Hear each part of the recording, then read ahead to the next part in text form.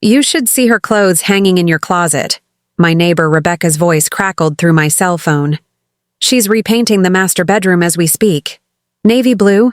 She told me you two were getting divorced and James gave her the house. I gripped the phone so tightly my knuckles turned white, staring out the window of my Beijing hotel room at a city that suddenly felt a million miles further away. 20 years of marriage, and my husband hadn't even waited until I boarded the plane before moving his mistress into the house that belonged solely to me. Before we jump back in, tell us where you're tuning in from, and if this story touches you, make sure you're subscribed because tomorrow, I've saved something extra special for you. My name is Victoria Mercer. I'm 42 years old, and I just spent 3 weeks in China closing the biggest international real estate development deal of my career. 3 weeks of tense negotiations, midnight conference calls, and elaborate business dinners. 3 weeks away from my sprawling Victorian home in Charleston, South Carolina. And apparently, that was all it took for my husband James to decide. Our marriage was over and install his girlfriend in my place. The girlfriend I didn't even know existed until this moment. I sank onto the edge of the hotel bed, the silk bedspread cool against my fingertips as I tried to process what I was hearing. Outside my window, the Beijing skyline glittered in the evening light, oblivious to my world collapsing. The irony wasn't lost on me. I'd just successfully negotiated a $220 million commercial development deal, the crowning achievement of my career, and my personal life was simultaneously burning to the ground. Vicky, are you still there?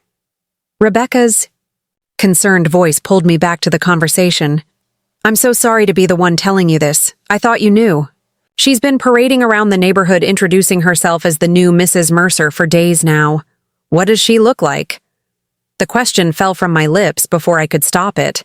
I immediately regretted asking, but some masochistic part of me needed to know. Young, maybe early 30s, blonde, very fit. Rebecca's hesitation told me everything I needed to know. James, at 45, had gone for the predictable younger model. She's been hosting dinner parties with your china, driving your car, even wearing some of your jewelry. Each word felt like a physical blow. I closed my eyes, remembering the emerald pendant James had given me on our 15th anniversary, the vintage Cartier watch that had been my grandmother's. The pearls I'd worn at our wedding, were those around her neck now? She told everyone you abandoned James months ago, Rebecca continued, her voice dropping to a whisper, that you were having an affair with a colleague and ran off to China permanently. A strangled laugh escaped me. The accusation was so absurd, it almost distracted me from my pain. I hadn't so much as flirted with another man during our entire marriage. Meanwhile, James had apparently been living a double life while I worked 80-hour weeks building my real estate empire. Rebecca, I need you to listen carefully, I said, surprised by the steely calm in my voice. That house is legally mine. I bought it before James and I married. It's not in both our names. It's in mine alone. There was a long pause. Oh my God, Rebecca finally whispered. She has no idea, does she? Apparently not, I said. And I'd prefer to keep it that way until I get home. I'm on the next flight out. After ending the call, I sat motionless in the half-dark of my hotel room. The negotiation team would be expecting me at the celebration dinner in 20 minutes. We'd just closed a deal that would cement my position as one of the top commercial real estate developers on the East Coast. I should have been elated, triumphant. Instead, I was Googling the next flights to Charleston while fighting back tears. In the sleek bathroom of my 5-star hotel suite, I splashed cold water on my face and stared at my reflection. The woman looking back at me had silver-streaked, dark hair pulled into a severe bun, tired green eyes, and the beginning of fine lines around her mouth. When had I started looking so worn? Had James been watching me age with growing dissatisfaction while I was too busy building our future to notice he was planning a different one? No. Not our future. My future. The bitter realization washed over me like ice water. While I'd been including James in all my plans and dreams, He'd clearly been making his own. Well, so be it. In the silence of that luxurious Beijing bathroom, I made a decision. I would not scream. I would not beg. I would not call him 60 times in a row, demanding explanations or pleading for reconciliation. Instead, I pulled out my phone and sent one text. Enjoying the house with your new girlfriend? Hope she likes the color navy blue. I'll be home. Soon. Then I blocked his number, applied fresh lipstick, and headed downstairs to my celebration dinner. I would deal with the implosion of my marriage after I'd properly acknowledged the professional milestone I'd worked my entire career to achieve. The development team was already seated in the private dining room of the hotel's Michelin-starred restaurant when I arrived. Li Wei, our Chinese counterpart, raised his glass as I entered. To Victoria Mercer, he announced, whose determination and vision will transform the Beijing skyline. I forced a smile and raised my glass in return, going through the motions of celebration while my mind raced 12 time zones away. When my phone buzzed with a text from an unknown number, James using someone else's phone to bypass my block, no doubt, I turned it face down without reading the message. He'd had 3 weeks to explain himself. He could wait another 48 hours. The dinner passed in a blur of congratulatory speeches and elaborate courses I barely tasted. My assistant, Michael, kept shooting me concerned glances across the table. At 28, he was perceptive beyond his years and knew me well enough to sense something was wrong.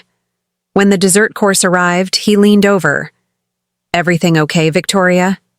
You seem distracted. I considered deflecting, but Michael wasn't. Just my assistant. After 5 years working side by side, he was the closest thing I had to a confidant.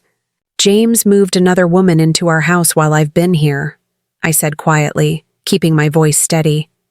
Michael's eyes widened. Jesus, I'm so sorry. Don't be, I replied, surprising myself with how much I meant it.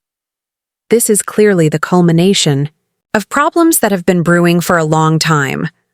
What are you going to do? I took a deliberate sip of my wine before answering.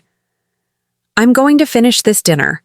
Then I'm going to pack my bags, change my flight, and go home to evict my husband and his mistress from my house. Michael's eyebrows shot up. Your house? Yes, I said, allowing myself a small, grim smile.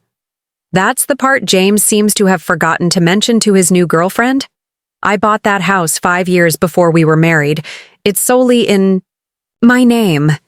The surprise on Michael's face gave way to something like admiration. They have no idea what's coming, do they? No, I said. They really don't.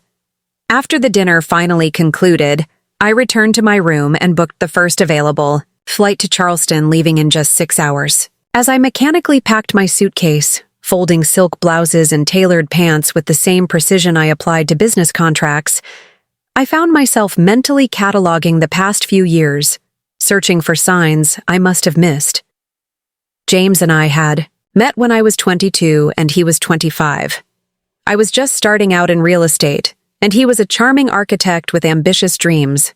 We married after a whirlwind romance, and for years, we were a power couple in Charleston's business community. James designed beautiful buildings, and I developed and sold them. We were partners in every sense, or so I thought.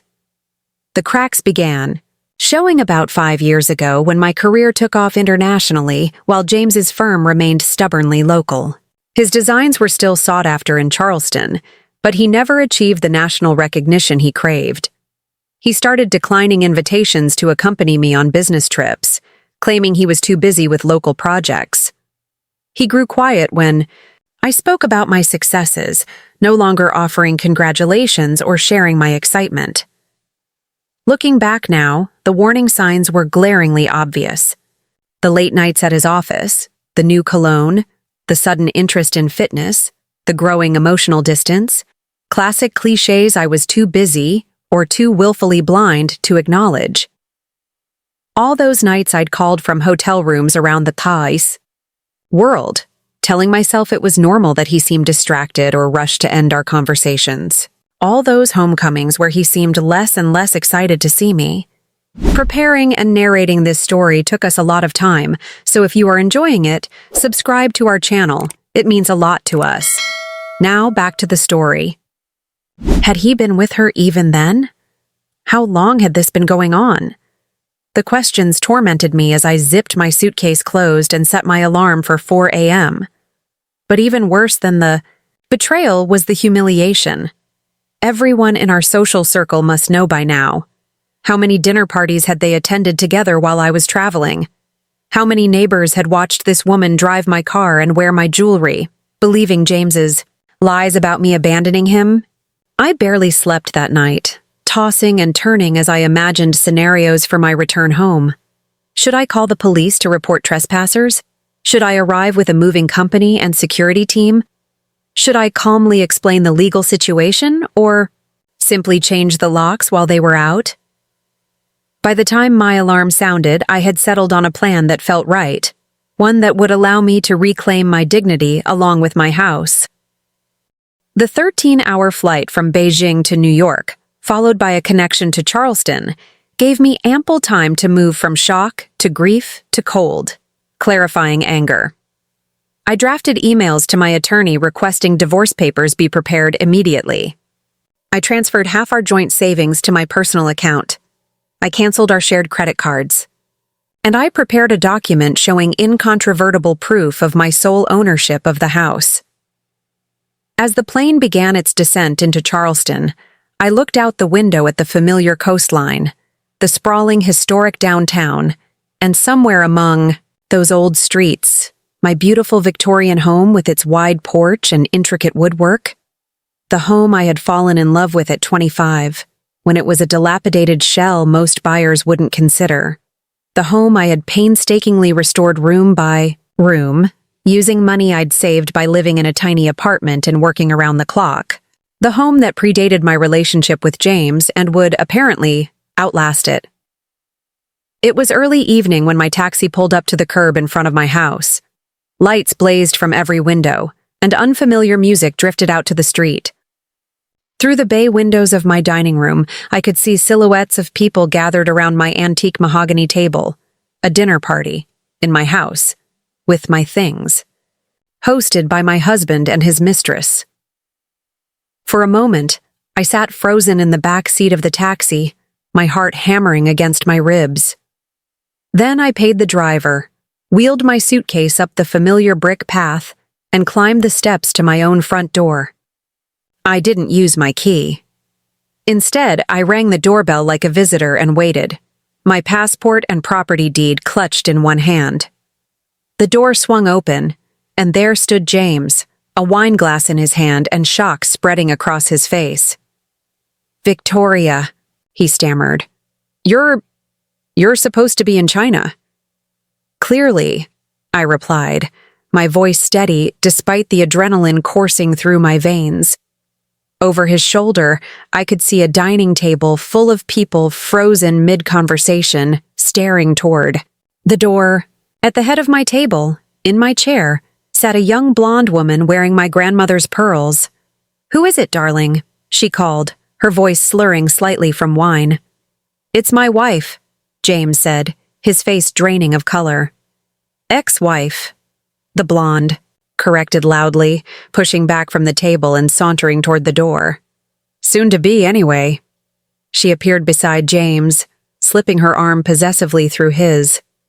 Up close, she was even younger than Rebecca had described, barely 30, with the toned physique of someone who had ample time for the gym. "You must be the mistress," I said, my tone conversational. "I'd introduce myself, but it seems you've already been living my life, so you know who I am." Her eyes narrowed. "James and I are building a life together now. You need to accept that and move on." I smiled, the kind of smile I reserved for difficult negotiations. "That's going to be somewhat challenging, considering you're standing in my house." James's grip tightened on his wine glass. "Vicky, please. Let's not do this in front of everyone. We can talk tomorrow when you've had time to process." "Process what, exactly?" I interrupted. The fact that you moved your girlfriend into my house without my knowledge or consent? The fact that she's wearing my grandmother's pearls? Or the fact that you've apparently been telling everyone I abandoned you and ran off with a colleague? The blonde's expression flickered with the first hint of uncertainty. Your house? James said a lot of things, apparently, I cut in. But here's something he didn't tell you. I held up the property deed. I bought this house 5 years before I met James. It has only my name on the deed. It was never our marital property. It's mine. Solely and legally mine. The color drained from her face as she turned to James. Is that true? James's expression confirmed it before. He could stammer out a response. It's complicated, Amber. Technically, yes, but there's nothing complicated about it, I said, stepping past them into my foyer. The dinner guests were now openly staring, forks suspended midair. Some I recognized as business associates of James. Others were strangers to me. All looked mortified to be caught in the middle of this unfolding drama. I've just flown 13 hours from Beijing, I announced to the room at large. I've closed a $220 million development deal, and I'm exhausted. I'd like to sleep in my own bed, in my own house. So this dinner party is now over.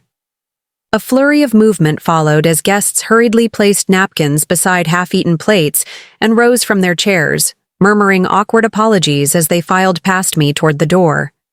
Within minutes, only James, Amber, and I remained, standing in a tense triangle in my dining room. You can't just walk in here and throw everyone out, Amber protested, though her earlier confidence had evaporated. We've been living here for weeks. We have rights. Actually, you don't, I replied calmly. You're trespassers.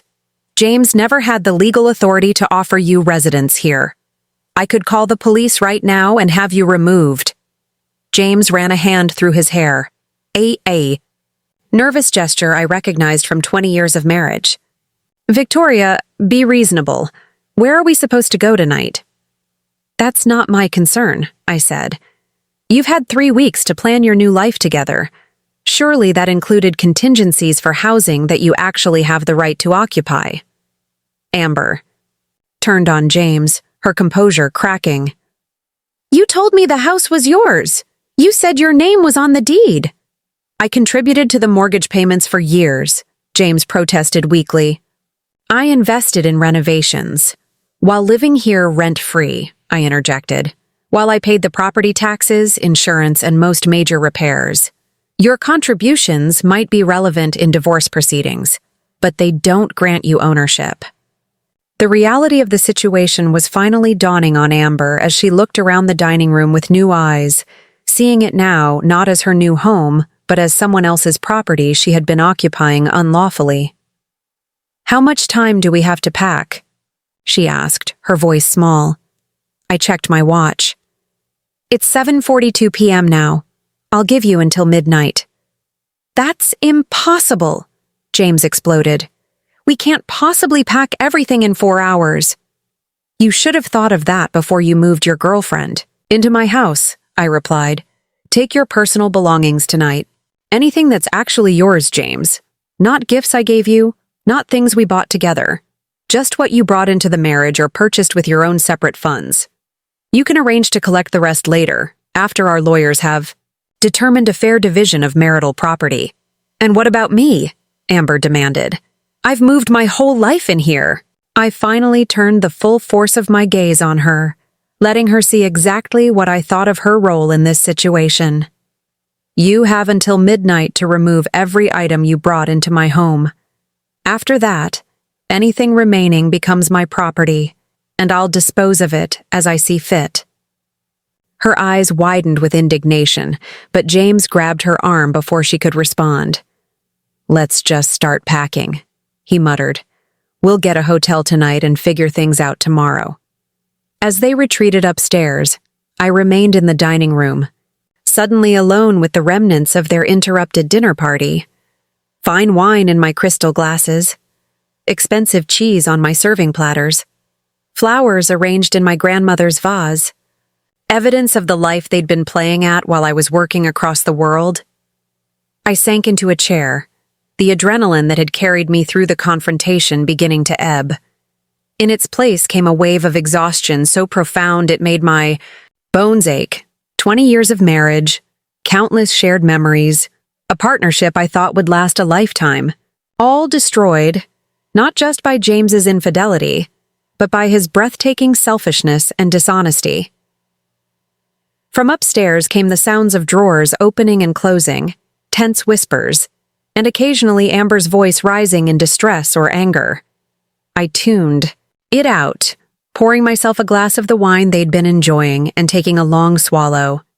It was a good vintage, one I'd brought back from a business trip to France last year.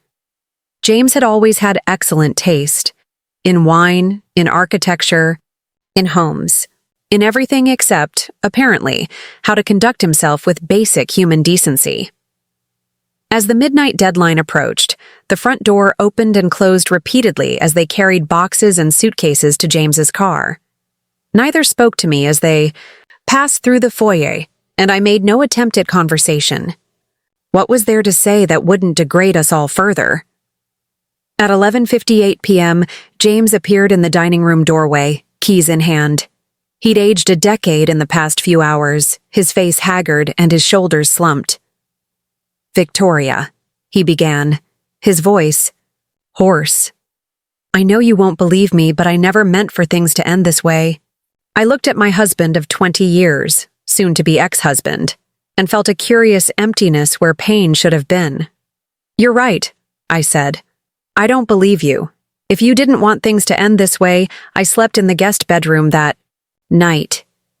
I couldn't bear to lie in the master bed where James and Amber had been sleeping. In the morning, I would have the mattress removed and replaced, along with every sheet, blanket, and pillow.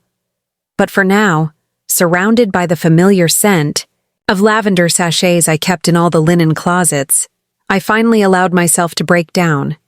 The tears came without warning, deep, racking sobs that seemed to emerge from some cavernous place inside me I didn't know existed. I cried for the 20 years of memories that were now tainted.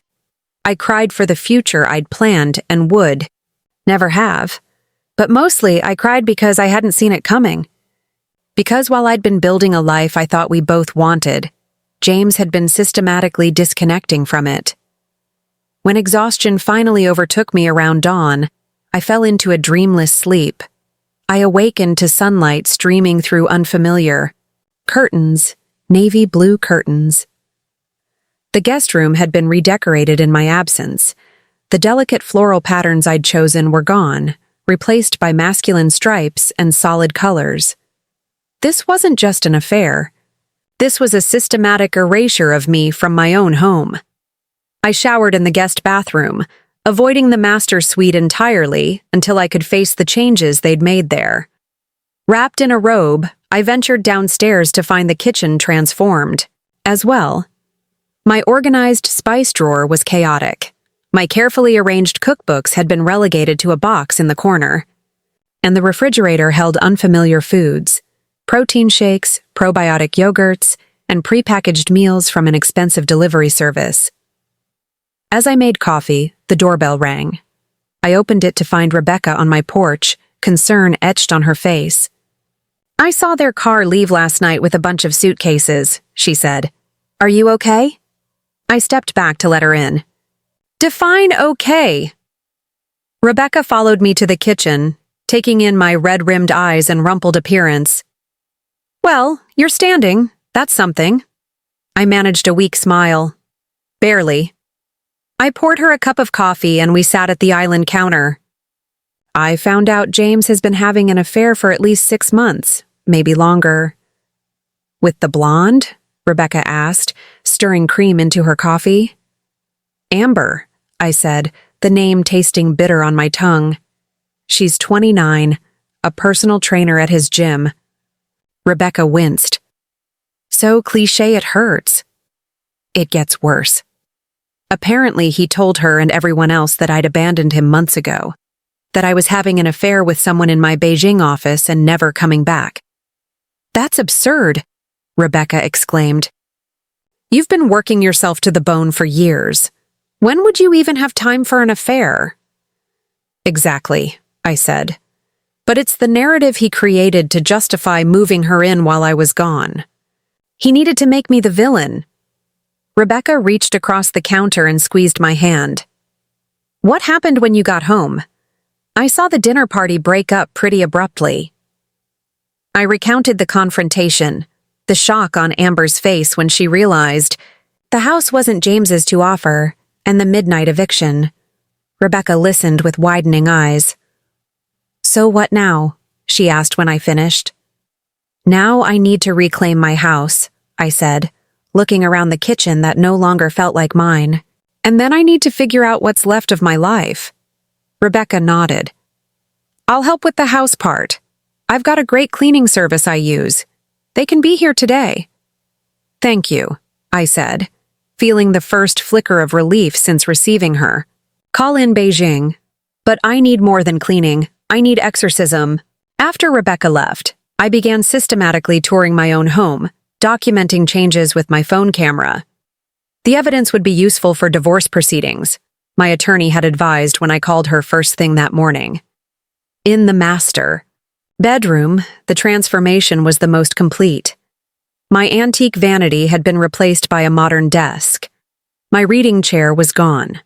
The walls, once a soft sage green, were now navy blue as Rebecca had reported.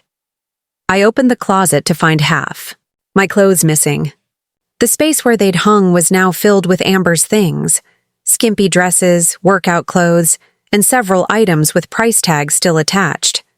James had apparently been bankrolling a new wardrobe for his mistress. I wondered absently if he'd used our joint credit card for these purchases. Another item for my lawyer to investigate. In my home office, I discovered something that sent a chill through me. My filing cabinet had been pried open, the lock broken. Inside, folders were in disarray, and when I checked, several important documents were missing, including financial statements and the property portfolio for my real estate holdings. I immediately called my financial advisor, instructing him to freeze all my accounts and change access codes. Then I called a locksmith to change every lock in the house. By noon, I had a security system installer adding cameras and motion sensors. If James thought he could help himself to more of my possessions, he was sorely mistaken. While contractors swarmed my house, I retreated to the garden, the one space that appeared untouched by Amber's presence. Sitting on the wrought iron bench beneath the magnolia tree, I tried to piece together exactly what had happened. James knew the house was mine alone. We'd discussed it multiple times over the years. He'd even joked about being a kept man living in my beautiful home. So what had possessed him to move Amber in as if he owned the place? Was it simple opportunism or something more calculated? My phone buzzed with a text from an unknown number. "We need to talk about the house. There are legal considerations you're not aware of. James." I deleted the message without responding. Any legal considerations could go through our attorneys.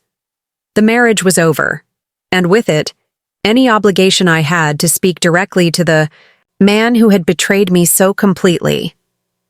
Around 3 o'clock, Rebecca returned with a small army of cleaners. They descended on the house with industrial equipment, cleaning solutions, and a determination that matched my own. By evening, every surface had been scrubbed, every trace of the dinner party erased, and every sheet and towel replaced.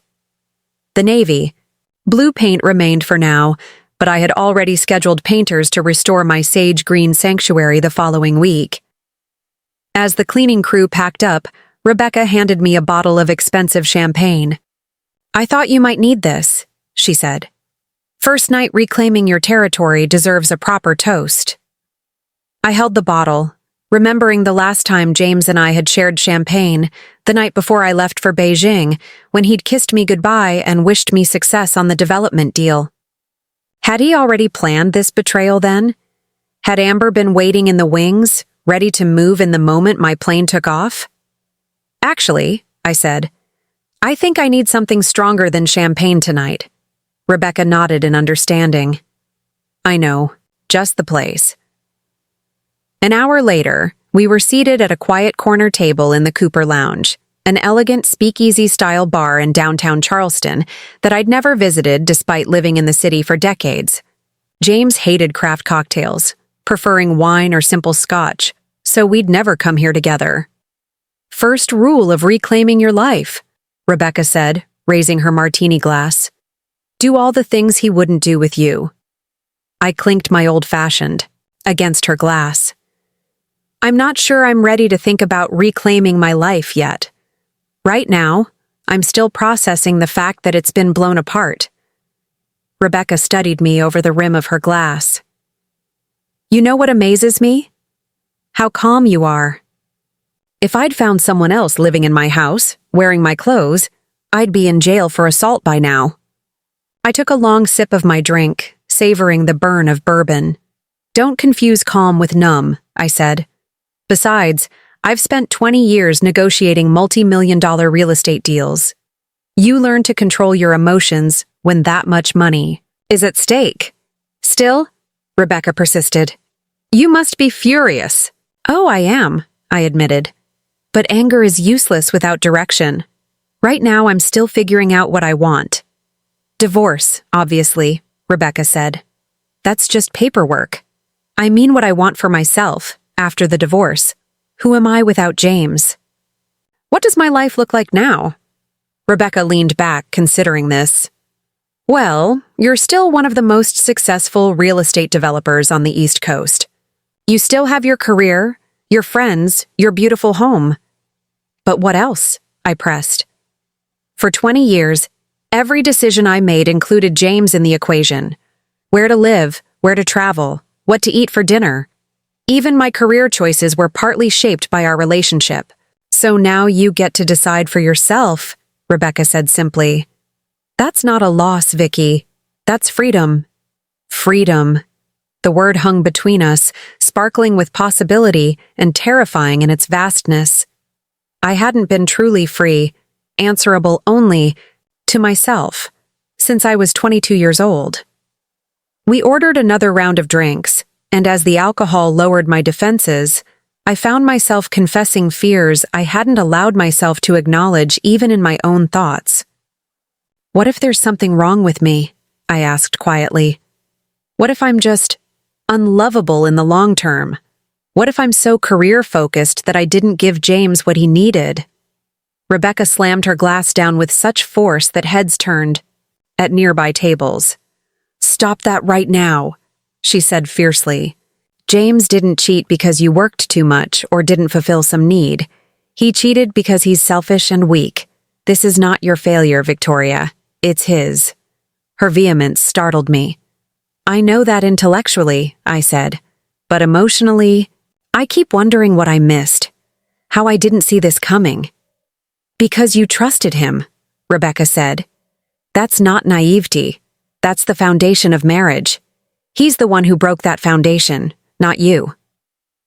By the time we left the bar, a soft rain was falling on Charleston's historic streets. Rebecca offered to drive me home, but I opted for a taxi, needing time alone with my thoughts. As the car wound through familiar neighborhoods, I realized I'd never before experienced this city as a single woman. Every restaurant, every park, every street corner held memories of James and our life together. Would I need to leave Charleston to truly start over? The thought made my stomach clench.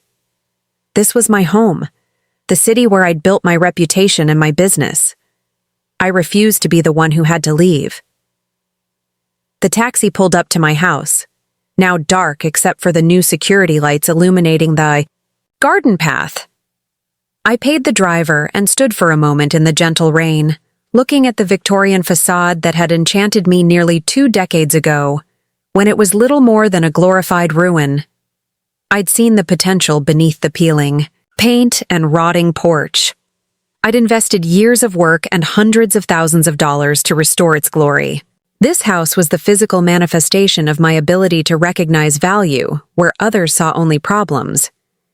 Maybe that's what I'd done with James too, seen potential that wasn't really there.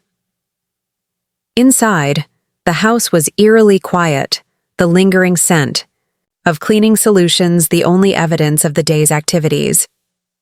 I wandered from room to room, turning on lights, reacquainting myself with my own space.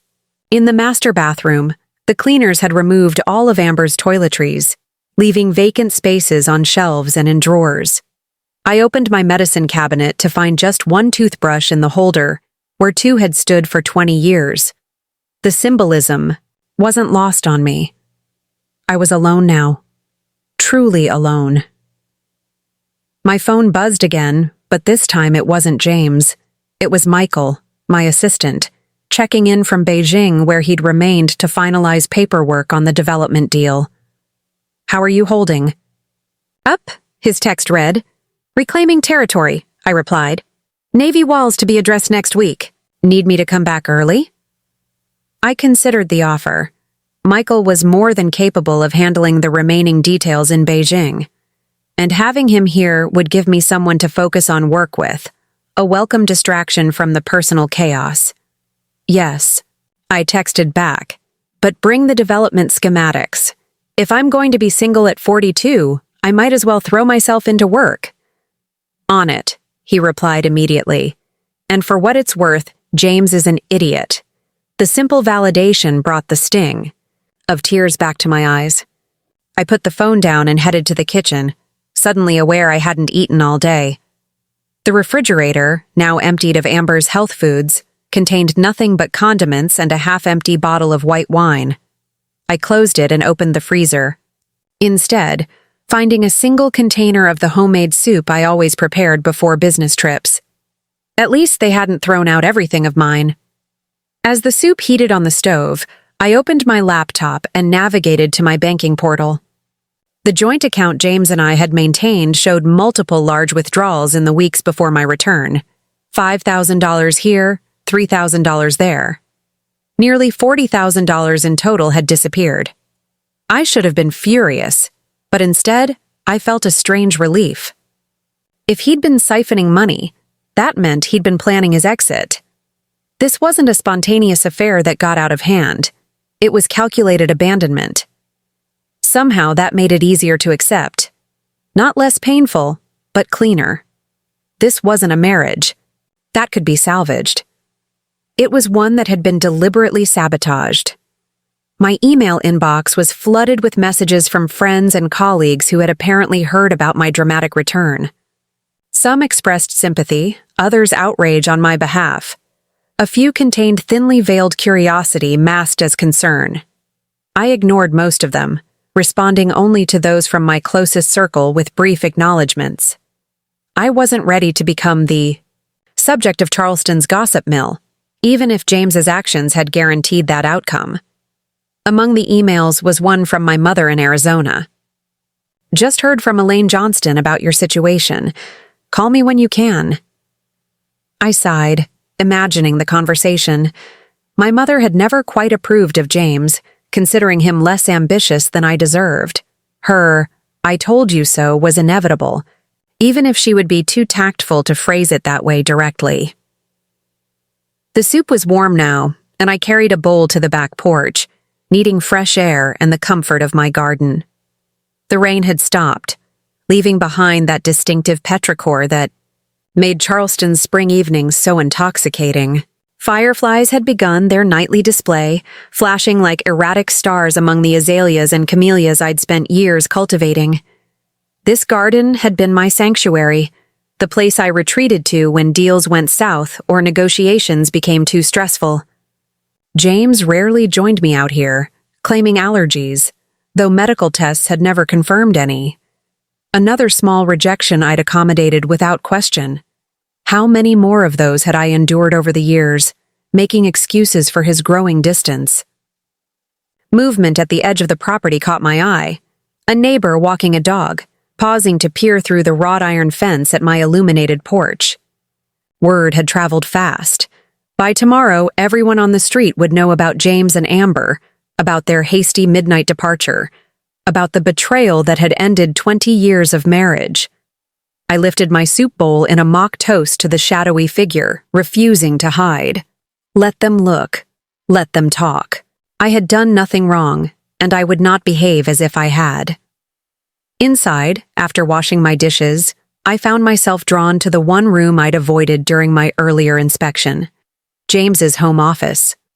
Unlike the rest of the house, this space had always been exclusively his, decorated to his taste with dark woods and leather-bound books he rarely read but liked to display.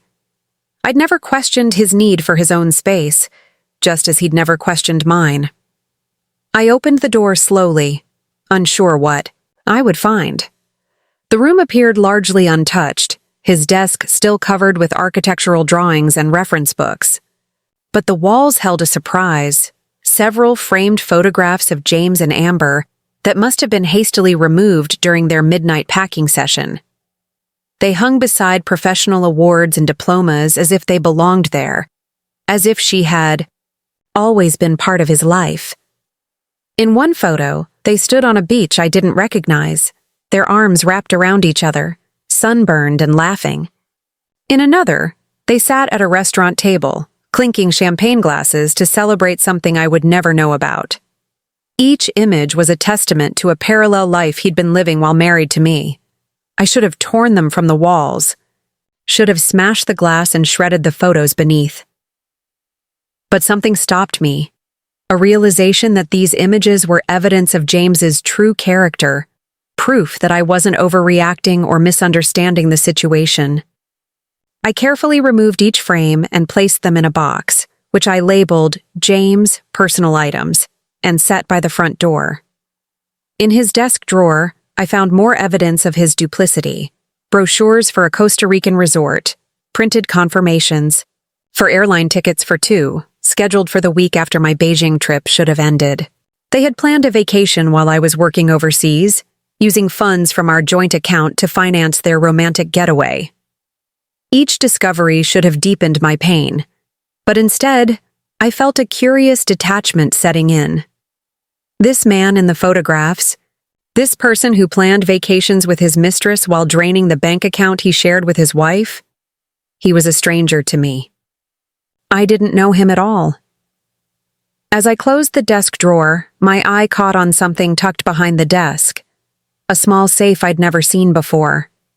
It wasn't bolted down, just hidden in the corner behind a potted plant. I dragged it out, noting its substantial weight. The combination lock stared back at me, a challenge I had no way to meet. Unless I tried our wedding date first, 5/22/2002. Nothing. Then James's birth date, 11/8/1979. The safe remained locked. On a hunch, I tried Amber's name in numeric form, 1/13/02/18. The lock clicked open. Inside the safe was a stack of documents I recognized immediately, the missing financial statements from my filing cabinet. But there was more. Detailed information about my clients, copies of contracts, and a folder labeled Beijing Development, containing confidential schematics for the project I'd just completed. My blood ran cold as the implications sank in. James hadn't just been planning to leave me. He'd been systematically gathering information about my business dealings.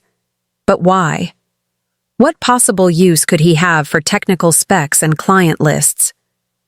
The answer came in the form of a business card, paper-clipped to the Beijing file. Douglas Werner, Chief Development Officer, Meridian Properties. Meridian was my company's chief competitor in the commercial real estate market. They had been aggressively trying to break into the Asian market for years without success, until now, apparently. James wasn't just a cheater. He was a thief, and not just of my heart and my trust, but potentially of my company's proprietary information. I sank into his desk chair, the stolen documents spread before me, as a new emotion overtook the numbness and grief. Cold, clarifying fury. This wasn't just about a marriage ending. This was corporate espionage, and it had happened under my own roof, perpetrated by the person I had trusted most in the world. In that moment, sitting in the office of a man I no longer recognized, I made my second major decision since returning home. James wouldn't just face divorce papers. He would face the full legal consequences of his actions, both personal and professional. And I would be the one to make sure of it. I carefully repacked the safe with everything except the Beijing documents, which I secured in my own office. Then I called my attorney again, this time requesting an emergency meeting first thing in the morning. This was no longer just about dividing assets and negotiating alimony. This was about protecting everything I'd spent my career building. As I finally prepared for bed that night, in the guest room with its new navy curtains, I realized something important. I wasn't just a wife whose husband had cheated. I was a businesswoman whose trusted partner had breached confidentiality.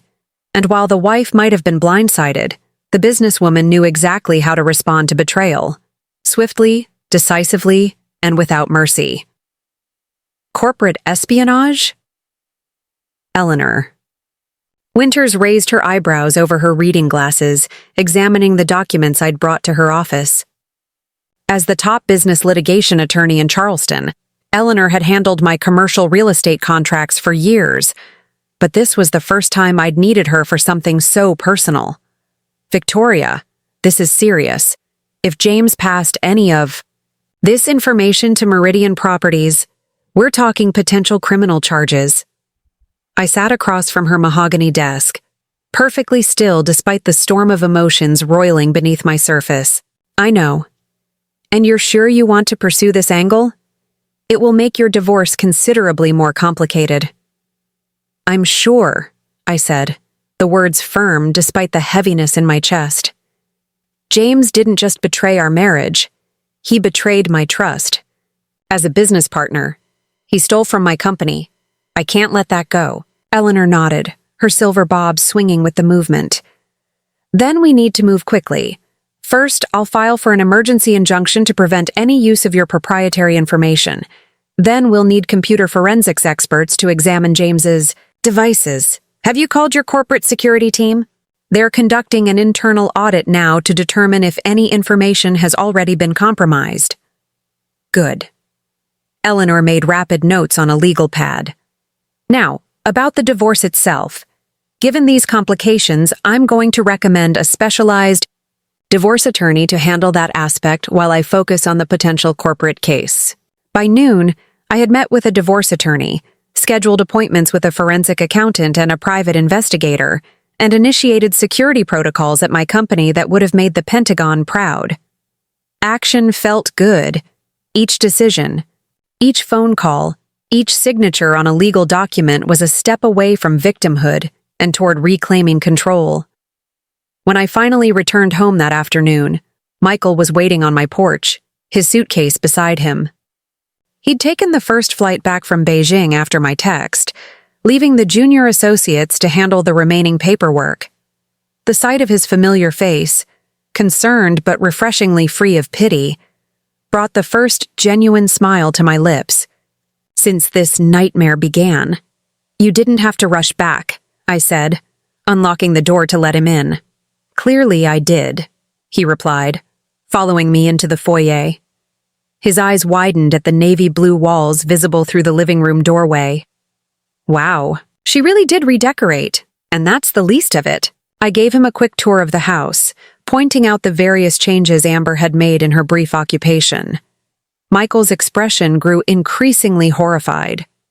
I can't believe he gave her access to your home office, he said when we reached the room where I'd discovered the safe. Even if he thought the house was partly his, your business documents were clearly off limits.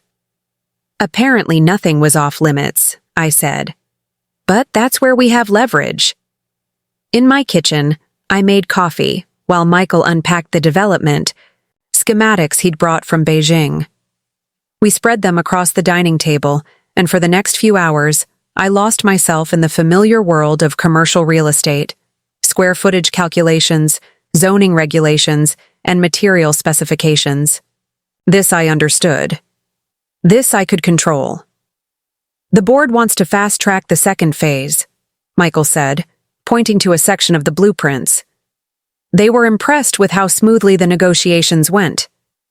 That's good, I said, though my enthusiasm felt forced. We should schedule a planning session for next week. Get the design team involved early this time. Michael studied me across the table. Victoria, it's okay if you need some time off. Everyone would understand. I shook my head firmly. The last thing I need right now is time to sit around thinking about James and Amber. Work is the only thing keeping me sane. Before Michael could respond, my phone rang with a call from my corporate security team. I stepped into the hallway to take it, listening with growing dismay as my chief security officer explained what they'd found. We've detected unusual access patterns in our server logs, he explained. Someone used your husband's credentials to log into the system multiple times over the past month, downloading files related to the Beijing project and several other developments.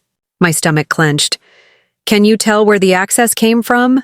IP addresses trace back to a coffee shop near Meridian's offices and a residential address that appears to be registered to an Amber Cortez. The confirmation hit me like a physical blow. Amber hadn't just been sleeping in my bed and wearing my clothes. She'd been actively participating in stealing my company's information.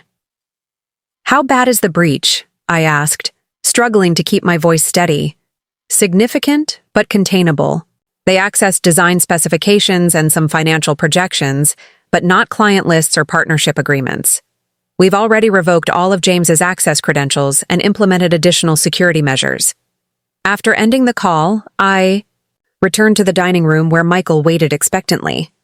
James gave Amber my login credentials, I said flatly. She's been accessing company files for weeks. Michael's face darkened with anger. That's beyond betrayal. That's criminal. Yes, I said. And now I have proof. The next morning dawned with new purpose.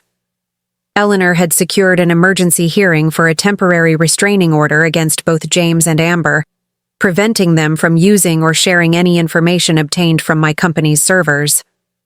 The judge, known for his tough stance on intellectual property theft, granted the order without hesitation. Armed with the court order, I arrived at Meridian Properties' downtown office building shortly after 9 a.m. The receptionist recognized me immediately. My reputation in Charleston's real estate community ensured that, and her eyes widened as I requested an immediate meeting with Douglas Werner. Ms. Mercer, Werner said when I was shown into his office 5 minutes later. His attempt at a welcoming smile faltered at the sight of my expression. This is unexpected. I placed the court order on his desk. I believe you've been meeting with my husband James, and possibly with Amber Cortez. Werner's face remained carefully neutral, but the slight twitch of his eye told me everything I needed to know. I meet with many architects and consultants. Let me be absolutely clear, Douglas. Any information James or Amber provided to you about my projects was obtained illegally. Using it would constitute knowing participation in corporate espionage. I watched as he scanned the court order, his complexion paling.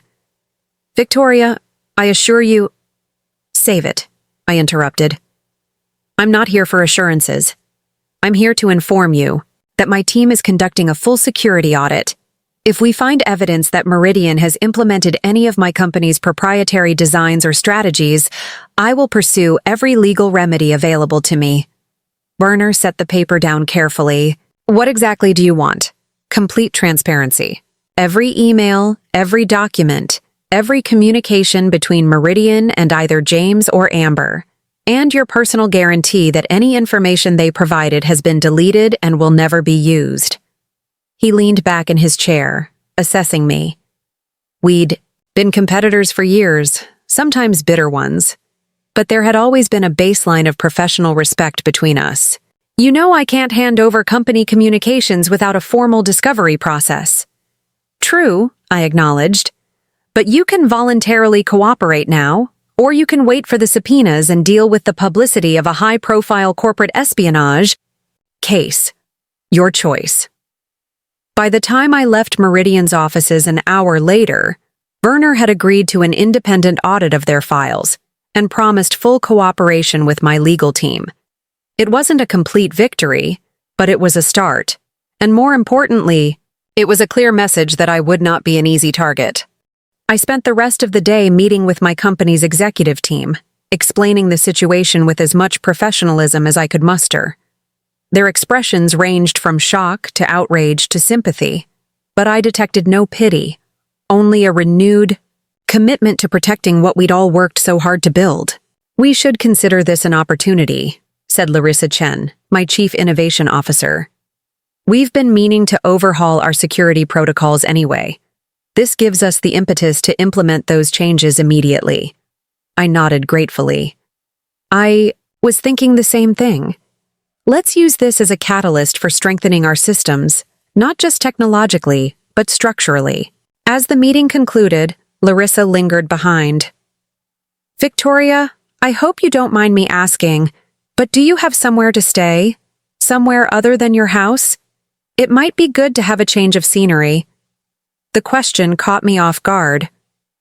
I'd been so focused on the business implications of James's betrayal that I'd barely considered my personal comfort. "I'm fine at home," I said automatically. Larissa looked skeptical. "I have a beach house on Sullivan's Island that I only use on weekends. It's yours if you want it. No strings attached." I started to decline, but then an image flashed in my mind. James's photographs with Amber still waiting in a box by my front door, the navy blue walls that would take another week to repaint, the emptiness of a house built for two that now held only one. "Actually," I said, "that might be exactly what I need." Larissa's beach house was everything my Victorian wasn't: modern, minimalist, and free of any associations with my married life. Its wall-to-wall windows offered unobstructed views of the Atlantic, and the constant rhythm of the waves provided a soothing backdrop to my tumultuous thoughts. I spent that first evening on the deck, watching the sunset paint the water in shades of gold and pink. The salt air cleansed my lungs with each breath, and for the first time since discovering James's betrayal, I felt the tight band around my chest begin to loosen. This wasn't just a temporary refuge, I realized. It was a glimpse of what could be, a life redesigned entirely on my own terms, without compromise or accommodation. The thought was simultaneously terrifying and exhilarating. My phone buzzed with a text from an unknown number. "The TRO is excessive and you know it. You're using the corporate angle to punish me. Can we please talk like adults? James." I deleted the message without responding. Any communication would now go through our attorneys, a boundary I was determined to maintain. James had forfeited the right to direct access to me the moment he gave another woman access to my home and my company's confidential information. The next morning, I awoke to the sound of waves instead of city traffic. After a quick breakfast, I set up my laptop at the dining table overlooking the beach and opened a blank document. It was time to think beyond the immediate crisis to the future, my future. For hours, I wrote and rewrote a vision for what I wanted. My life to look like post-divorce. Some elements were clear. I would continue growing my company, possibly expanding into new markets now that the Beijing development had established our international credentials. I would keep my Victorian home in Charleston, but renovate it completely, erasing every trace of James's presence. Other aspects were murkier. Did I want to date again, eventually? Did I want to retreat from Charleston's social scene or reclaim my place in it? Would I be content focusing solely on my career, or was there something else I wanted to pursue? As I pondered these questions, an idea began to take shape, not just for my personal future, but for a new business venture. For years, I'd specialized in commercial properties, leaving residential development to others. But what if I created a new division focused specifically on women in transition, secure, beautiful homes designed for women starting over after divorce, widowhood, or other major life changes? The concept energized me in a way I hadn't felt in months. I began sketching preliminary ideas, floor plans oriented around home offices, for women building new careers, security features for peace of mind, community spaces to foster connections. By mid-afternoon, I had the outline of a business plan for what I was tentatively calling Phoenix Properties. When Michael called to check in, I surprised myself by enthusiastically sharing the concept. "It's probably just a distraction," I said, after explaining the basic premise. "Actually, it's brilliant," Michael countered. "There's a huge untapped market of professional women who want more than generic condos or oversized family homes, and who better to design for them than someone who understands exactly what they're going through." His validation gave me pause. Was this more than just a therapeutic exercise? Could Phoenix Properties actually become a viable business extension? Before I could pursue that thought further, my attorney called with an update on the corporate espionage investigation. "We've gotten access to James's email through the discovery process," Eleanor reported. "Victoria, he was more deeply involved with Meridian than we initially thought. There are emails going back almost a year." The timeline hit me like a physical blow. A year. While I was securing the Beijing deal, while I was traveling back and forth to Asia for months of negotiations, James hadn't just been having an affair. He'd been actively working against my company's interests. What exactly was he offering them? I asked, dreading the answer. Initially, just insights into your company's strategies, what markets you were targeting, what kinds of properties you were interested in. Then it escalated to sharing actual documents and eventually to helping them develop competing proposals. I closed my eyes, absorbing this latest betrayal. And Amber? What was her role?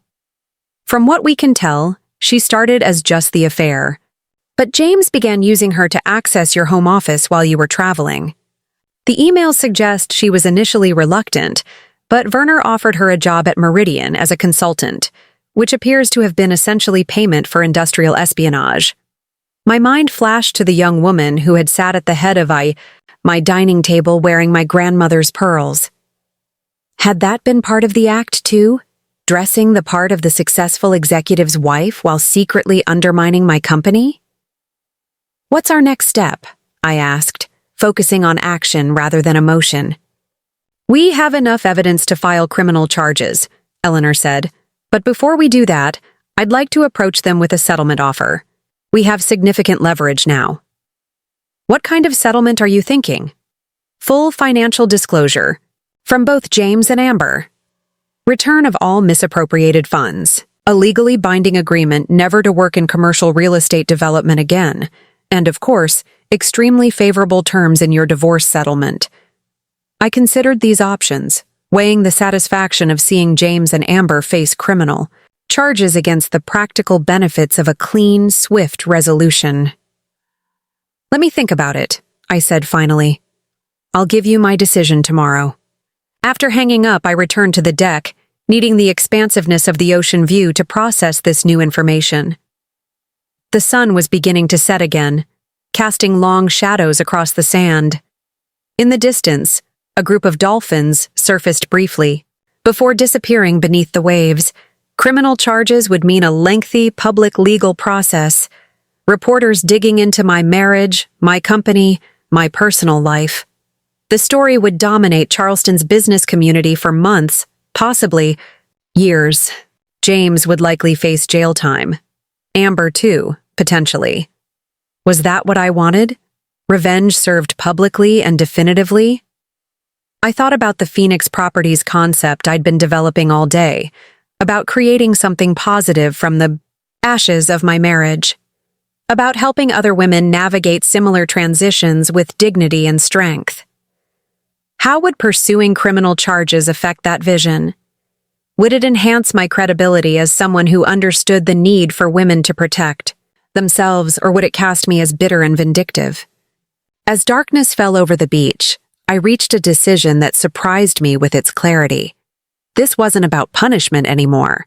It was about reclamation of my life, my business, my future. I wanted James and Amber neutralized as threats, but I didn't need to destroy them to move forward. I texted Eleanor. "Proceed with settlement approach. Focus on financial restitution and professional restrictions. I want this resolved quickly so I can move on." Her response came almost immediately. Smart choice. We'll prepare offer letter tomorrow. With that decision made, I returned to my laptop and the Phoenix Properties business plan.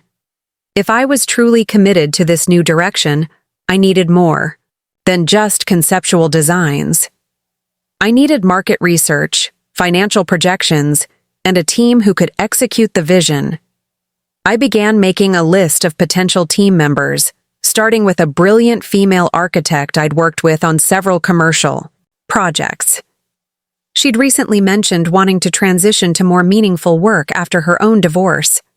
Next, I added a marketing strategist who specialized in reaching professional women and a security consultant with experience in residential systems. By midnight, I had the nucleus of a team and a preliminary timeline for launching the new division. For the first time since discovering James's betrayal, I felt a genuine surge of excitement about the future. This wasn't just about surviving a devastating personal blow, it was about creating something meaningful from the experience. The next morning, I awoke to an email from Douglas Werner. The subject line read simply, "Meeting request, urgent." The body of the email was equally direct. "Victoria, I need to speak with you personally about recent developments. Information has come to light that you should be aware of. Please call me at your earliest convenience." My first instinct was to forward the email to Eleanor, but curiosity won out. I called Werner's direct line, bracing myself for either a settlement offer or a desperate attempt to mitigate Meridian's involvement. "Victoria, thank you for calling," Werner said when he answered. "I've been meeting with my board all morning about the James Mercer situation." "And?" I kept my tone neutral, giving away nothing. "We had no idea the extent of his deception," Werner said. "Yes, he approached us with information about your Beijing project, but we didn't know he was accessing your servers using your credentials. We thought he was a legitimate consultant with authorization to represent aspects of the development." I almost laughed at the transparency of this attempt to distance Meridian from any legal culpability. "Douglas, the emails we've obtained suggest otherwise. Some of my staff may have exercised poor judgment," he conceded. "But I need you to know that Meridian as a company has never endorsed corporate espionage. In fact, we've just terminated 3 employees who were directly involved with James and Amber. This was unexpected." "Including yourself?" "I've submitted my resignation, effective immediately," Werner said, his voice tight. The board felt new leadership was necessary to navigate this situation.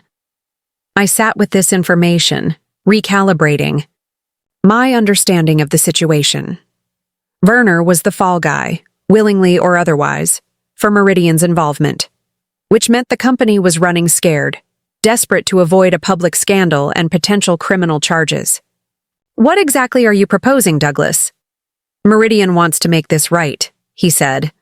"Full financial compensation for any damages, complete transparency about what information was accessed, and," he hesitated, "a partnership opportunity.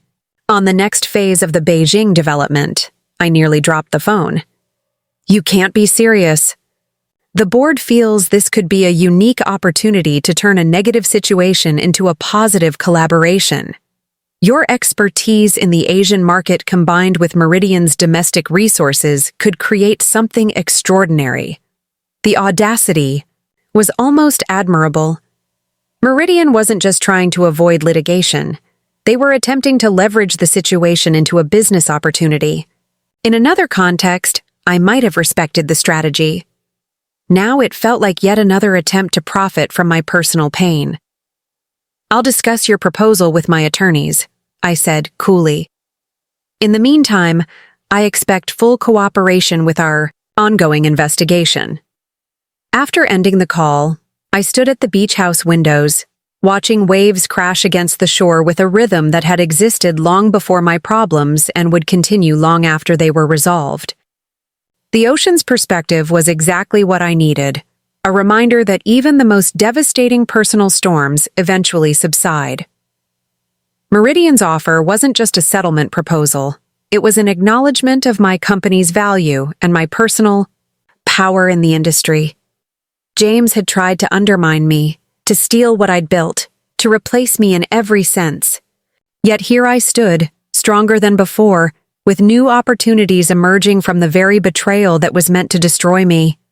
I called Eleanor to brief her on Werner's proposal, then reached out to Michael to discuss the implications for our Beijing project. Finally, I opened my Phoenix Properties business plan again, adding a new section on potential corporate partnerships, including, perhaps, a chastened and restructured Meridian Properties. As I worked, a notification appeared on my phone, a reminder that I had a video consultation with painters about restoring my bedroom to its original sage green. It was scheduled for tomorrow, which meant returning to the Victorian house I'd been avoiding for days. The thought no longer filled me with dread. It was just a house, a beautiful one with history and potential, but fundamentally just a structure. I could reclaim it, renovate it, or even sell it if I chose. The house didn't define me any more than my marriage had. What defined me now were the choices I was making in the aftermath of betrayal. Not choices driven by vengeance or bitterness, but by a clear-eyed assessment of what would create the most value for my company, for other women who might benefit from Phoenix Properties, and for my own future. As evening approached, I walked, barefoot along the beach, feeling the cool sand between my toes. A family was flying a kite nearby, their laughter carrying on the breeze. An elderly couple strolled hand in hand at the water's edge, life continuing in all its variations. My phone buzzed with a text from Rebecca. "Drinks tonight? You can tell me all about the legal drama." I smiled and typed back, "Rain check? Working on something new. We'll explain over lunch tomorrow." My attention returned to the horizon, where the setting sun transformed the sky into a canvas of possibility. There would be time for socializing, for processing, for healing the wounds of betrayal. But right now, this moment belonged to creation, to building something new from the unexpected freedom I'd been given.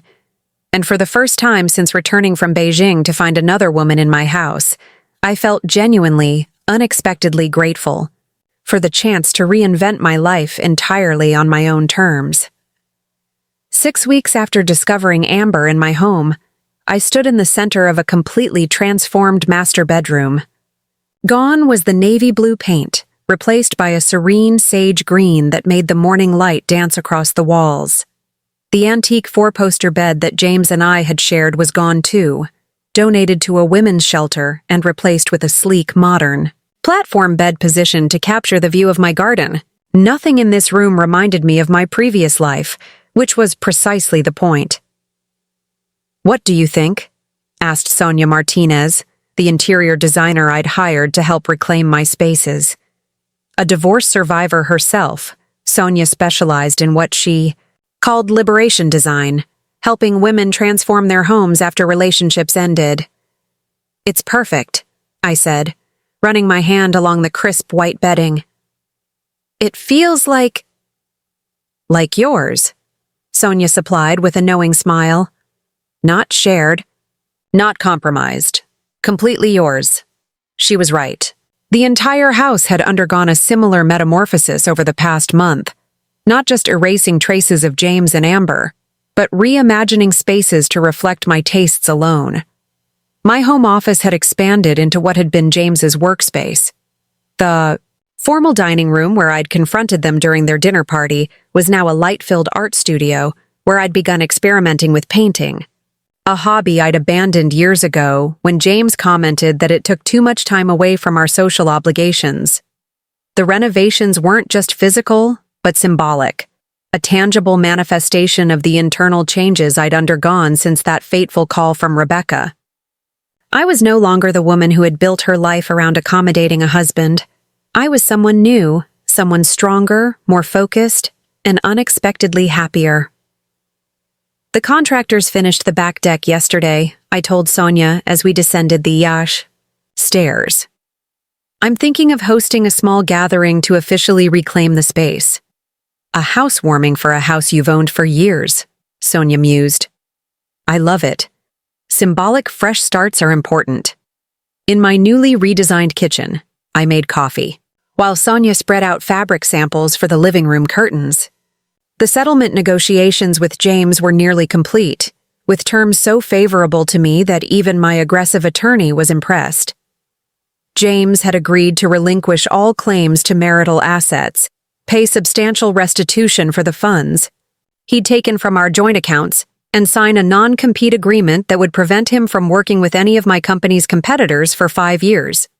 In exchange, I had agreed not to press criminal charges for the corporate espionage. It was a pragmatic decision that allowed me to focus on rebuilding rather than revenge. And while part of me still burned at the injustice of his betrayal, a growing part recognized that my life was better without him in it. The doorbell rang, interrupting my thoughts. That's probably Michael, I told Sonia.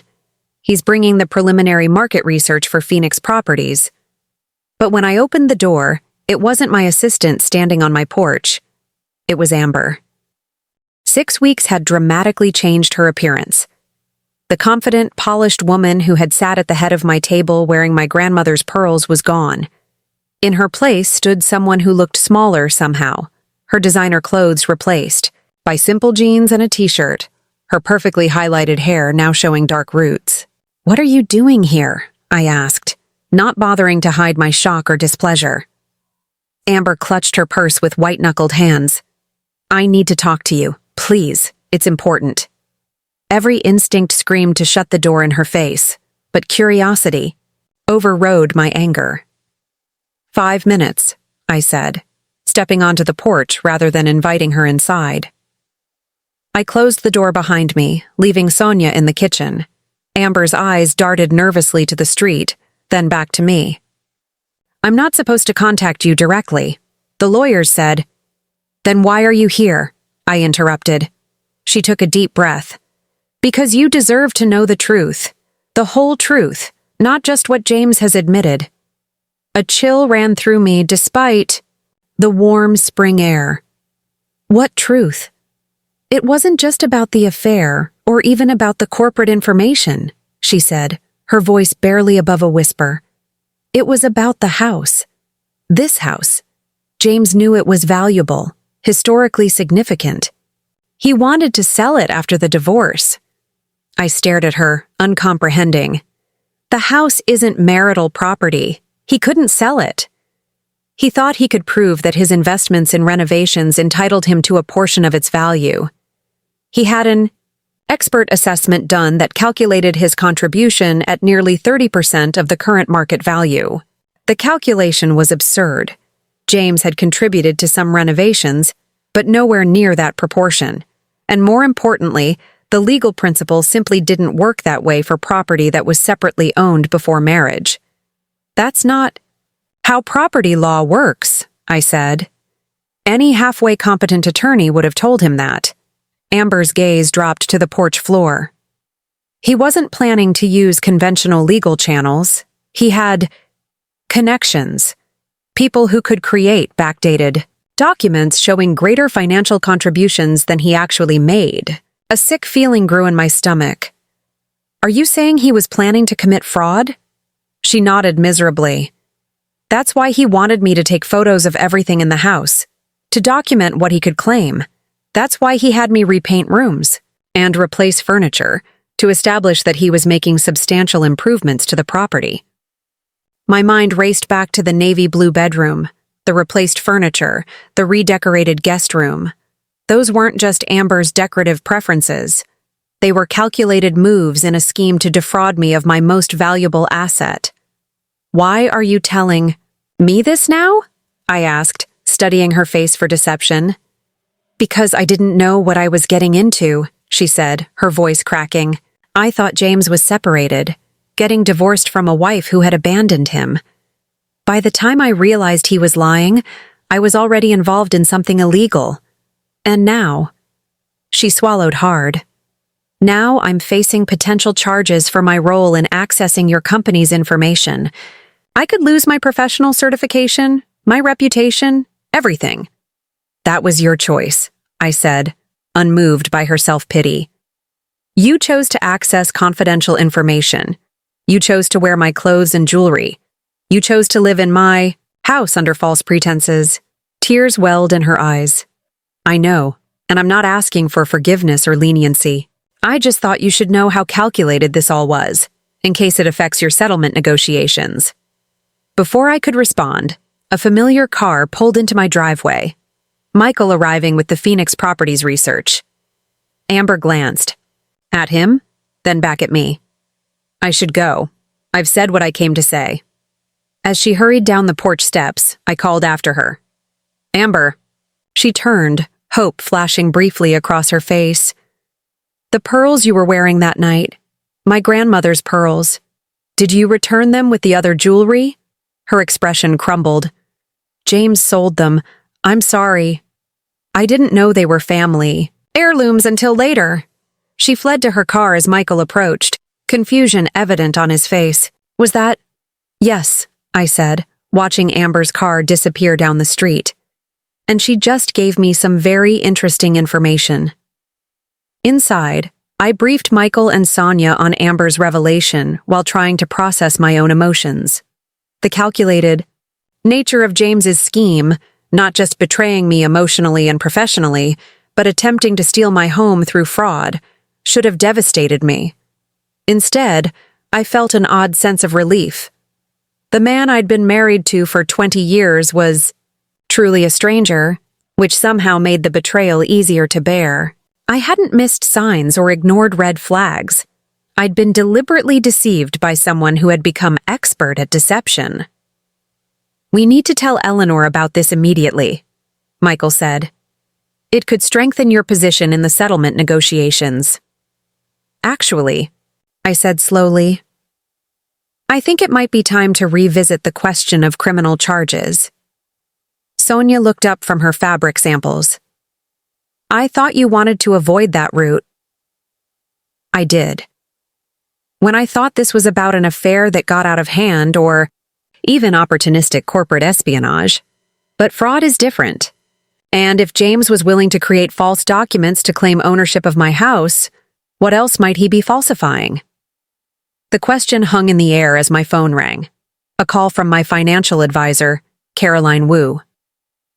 Victoria, I've been reviewing the asset division proposal from James's attorney, she said without preamble. Something doesn't add up. His financial disclosures are missing several accounts that I know existed last year. The pieces clicked into place with sickening clarity. He's hiding assets, I said. Probably has been for months. That would be my guess, Caroline confirmed, possibly moving them offshore or into shell companies. I've seen it before in high-asset divorces. After ending the call, I turned to Michael, who had already pulled out his laptop. We need to go through everything. Bank statements, credit card receipts, property records. If James is hiding assets, we need to find them before we sign any, settlement agreement. For the next 3 hours, we combed through financial records, creating a timeline of James's activities over the past year. A pattern emerged: regular cash withdrawals just under the reporting threshold, wire transfers to a Wyoming LLC with an obscure name, purchases of cryptocurrency that disappeared from traceable exchanges. The amounts were significant, potentially millions that James had attempted to shield from our divorce proceedings. This changes everything, I said finally, leaning back from the dining table now covered with financial documents. This isn't just about our marriage anymore. This is about systematic fraud. Michael nodded grimly. What do you want to do? Before I could answer, my phone buzzed with a new email. A press release from Meridian Properties announcing their expansion into the Asian market with a major Beijing development that sounded suspiciously similar to my company's recent project. Despite the settlement negotiations and Douglas Werner's resignation, Meridian was moving forward with plans that had clearly been informed by the information James had provided. I want to stop playing defense, I said, a new resolve hardening within me. It's time to go on the offensive. The next morning, I sat in Eleanor's office while she digested everything I'd shared. Amber's confession about the property fraud, scheme, Caroline's discovery of hidden assets, and Meridian's press release announcing their Beijing expansion. "This is a significant escalation," Eleanor said, removing her reading glasses. "If James was creating fraudulent documents to claim ownership interest in your separately owned property, that's criminal activity. If he's hiding assets during divorce proceedings, that's contempt of court at minimum. And if Meridian is using your proprietary information despite our discussions, that's a clear breach of good faith negotiations." "What options do we have?" I asked. Eleanor leaned forward, her expression intensely focused. "We go nuclear, file criminal complaints regarding the fraud, demand a forensic accounting of all assets, seek an injunction against Meridian's Beijing project, and most importantly, we take this public." Public? The word gave me pause. I'd been trying to keep the messier aspects of my divorce private, concerned about how it might affect my business reputation. "Victoria, you're not the villain in this story," Eleanor said firmly. "James committed fraud. Meridian engaged in corporate espionage. You're the victim, yes? But you're also the whistleblower exposing serious corporate and personal malfeasance. That's a powerful narrative." She was right, I realized. By trying to handle everything privately, I'd been inadvertently protecting James and Meridian from the consequences of their actions. And perhaps more importantly, I'd been denying myself the opportunity to fully reclaim my narrative. "There's something else to consider," Eleanor continued. "Your Phoenix Properties concept. Wouldn't that initiative be even more powerful coming from someone who publicly stood up against fraud and betrayal?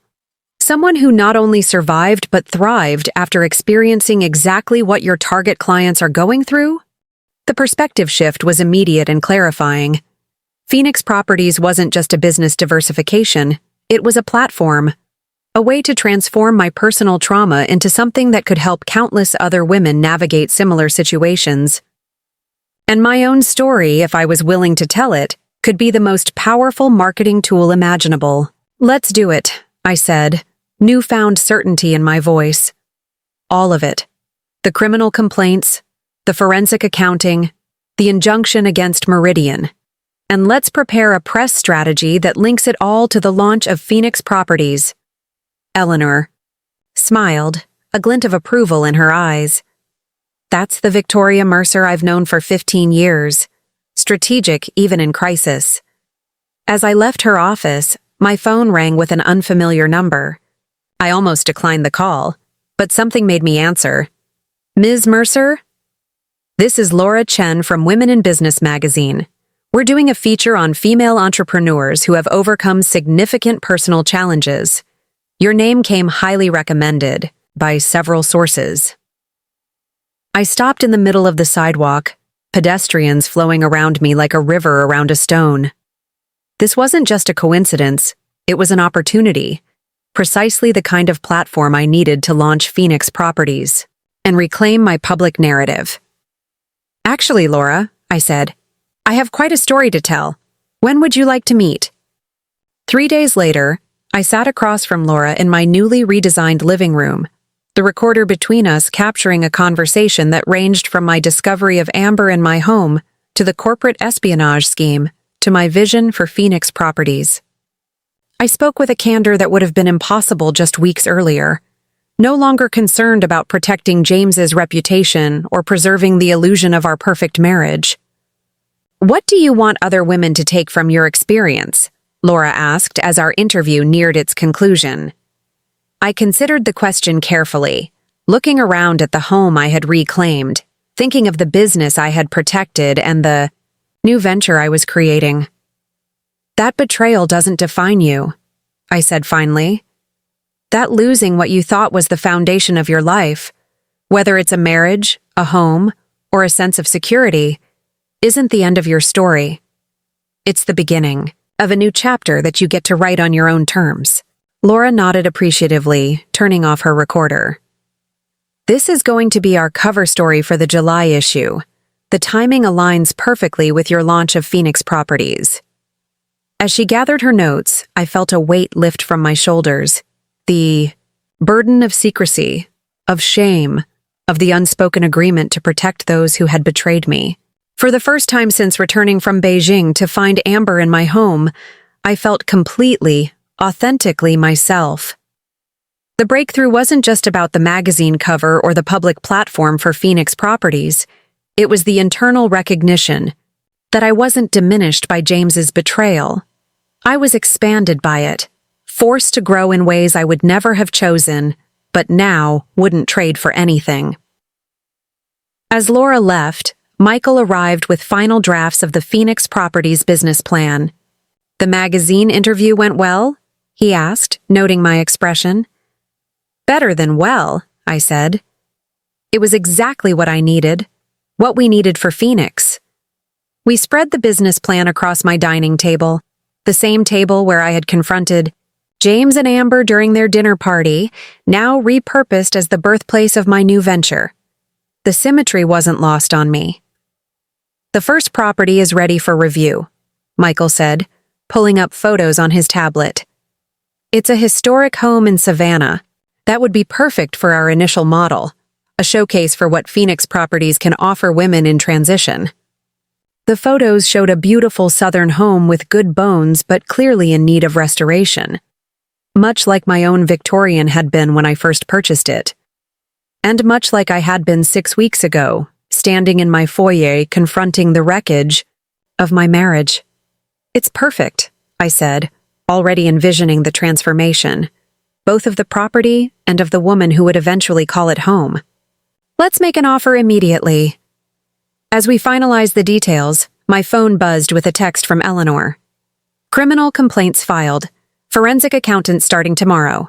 Injunction against Meridian submitted to court. It's officially begun. The Picasso timing couldn't have been more perfect. Legal actions moving forward simultaneously with the Phoenix Properties launch and the Women in Business feature. The breakthrough wasn't just one opportunity, but a convergence of events that would transform my personal catastrophe into professional triumph. Later that evening, alone in my reclaimed home, I stood in my garden watching fireflies illuminate the spring twilight. 6 weeks ago, I had returned from Beijing to find another woman in my house, wearing my clothes, sleeping in my bed. Tonight, I stood surrounded by evidence of my resilience. A home transformed, a business protected, a new venture launched, and a public narrative reclaimed. The breakthrough wasn't that I had survived betrayal. It was that I had alchemized it into something precious and powerful. Not just for myself, but for every woman who would find shelter and strength through Phoenix Properties. The fireflies blinked in the growing darkness, their ephemeral light, a reminder that sometimes the most beautiful illumination comes after the deepest shadows have fallen. The July issue of Women in Business magazine arrived at my office on a scorching summer morning 3 months after Amber's unexpected confession. I stared at my own face on the cover, confident, composed, looking directly at the camera with an expression that conveyed strength rather than victimhood. The headline read, "Rising from Betrayal: How Victoria Mercer Transformed Personal Crisis into Professional Revolution." "It's perfect," Michael said, examining the cover over my shoulder. "You look powerful." "I feel powerful," I replied, and it wasn't just talk. The woman who had stood shell-shocked in her foyer confronting her husband's mistress was gone, replaced by someone who had not just survived betrayal, but had alchemized it into opportunity. I flipped through the magazine to find the 8-page spread featuring my story alongside professionally photographed images of the first Phoenix Properties renovation, the historic Savannah home we'd purchased as our flagship project. The article detailed both my personal journey and the business vision behind Phoenix Properties, positioning me as an innovator who understood the unique challenges facing women in transition because I'd lived through them myself. "The press response has been overwhelming," Michael reported. handing me a stack of interview requests that had arrived since advance copies of the magazine had been distributed to other media outlets. Forbes wants to profile you for their reinvention series. The Wall Street Journal is interested in the corporate espionage angle. And 3 morning shows want you to discuss Phoenix properties. I nodded, scanning the list. Schedule the business publications first. I want to establish Phoenix as a serious venture, not just a reaction to my divorce. My phone buzzed with a text from Eleanor. Judge granted the injunction against Meridian. Their Beijing project is officially on hold pending full investigation, the key. News sent a surge of satisfaction through me. Meridian had miscalculated badly by attempting to move forward with plans that so clearly incorporated my company's proprietary information. Their stock had already dropped 8% since news of the corporate espionage allegations broke, and this injunction would only accelerate their problems. I just heard about Meridian, Michael said, noting my expression. That's 3 major victories this week. He was right. In addition to the magazine cover and the injunction against Meridian, the forensic accountant had uncovered the full extent of James's hidden assets, nearly $4.2 million squirreled away in various offshore accounts and shell companies.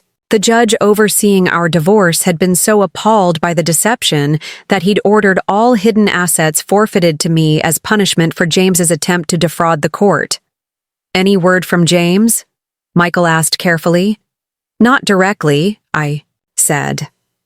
His attorney reached out to Eleanor yesterday requesting a meeting. Apparently, James is now willing to accept any settlement terms as long as we drop the criminal fraud charges. And will you? I considered the question, turning the magazine over in my hands. No. What James did goes beyond our marriage or even our divorce. He committed actual crimes, fraud, corporate espionage, wire fraud through the asset hiding. Dropping charges would send the message that people with money and connections can avoid consequences. Michael nodded approvingly. Speaking of consequences, the Savannah property passed final inspection yesterday. We're cleared to begin the Phoenix Properties launch event next weekend. The launch event had evolved from a simple open house to a major media opportunity, with journalists, potential investors, and women's advocacy groups all scheduled to attend. We would unveil not just the renovated property, but the entire Phoenix Properties concept. Secure, beautiful homes designed specifically for women rebuilding their lives after major transitions, with features like advanced security systems, home offices for new careers, and community spaces for connection.